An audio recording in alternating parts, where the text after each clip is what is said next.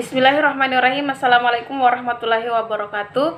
Perkenalkan, nama saya Nurmin dengan NIM A1J1053 dari kelompok 1. Video ini merupakan tugas praktikum mata kuliah Anatomi dan Fisiologi Manusia yang diampu oleh dosen Bapak Mustamin Balumbi, SPD MSI, dengan asisten pembimbing Wawode Siti Hajar Fauzia dengan judul praktikum Sistem Sirkulasi.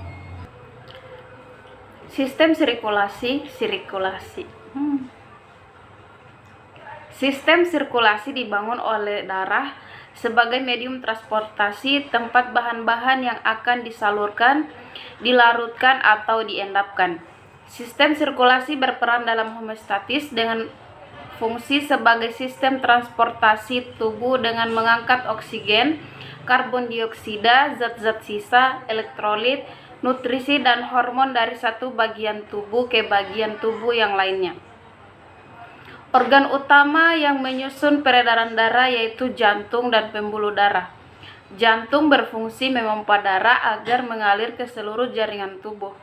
Pembuluh darah berfungsi untuk membawa darah dari jantung ke jaringan, kemudian kembali ke jantung. Pembuluh darah utama ada 3 macam, yaitu arteri, vena, dan kapiler. Berikut saya akan jelaskan macam-macam pembuluh darah. Yang pertama yaitu arteri atau pembuluh nadi. Arteri berfungsi membawa darah yang meninggalkan jantung. Arteri ini memiliki dinding yang tebal, kuat, dan bersifat elastis. Pembuluh arteri memiliki sebuah katup atau vulva seminularis yang berada tepat di luar jantung. Letak pembuluh nadi biasanya di dalam tubuh, hanya beberapa yang terletak di dekat permukaan sehingga dapat dirasakan denyutnya.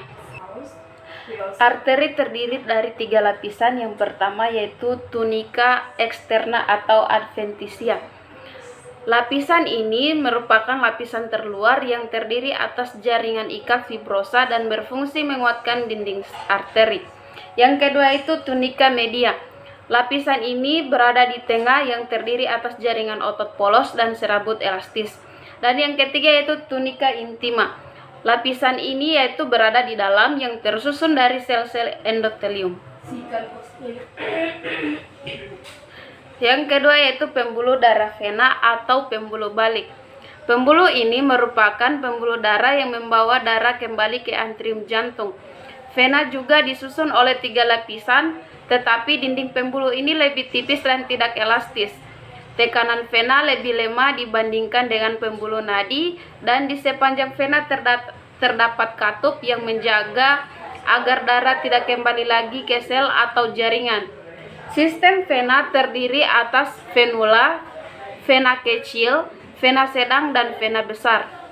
Vena yang berukuran besar yang masuk ke jantung ada 3 macam, yaitu yang pertama vena cava superior, yaitu vena yang menerima darah kaya karbon dioksida dari tubuh bagian atas, leher, kepala, kemudian masuk ke atrium kanan.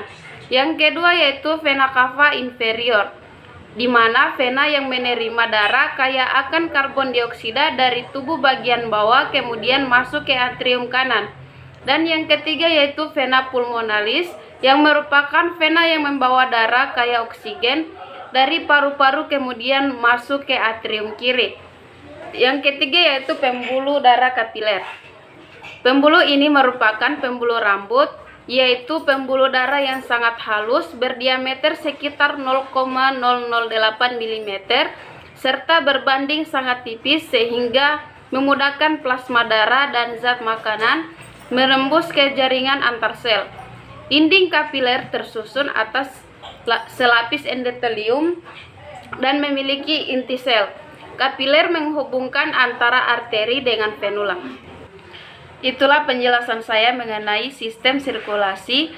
Lebih dan kurangnya mohon dimaafkan. Billahi taufiq wal hidayah. Wassalamualaikum warahmatullahi wabarakatuh.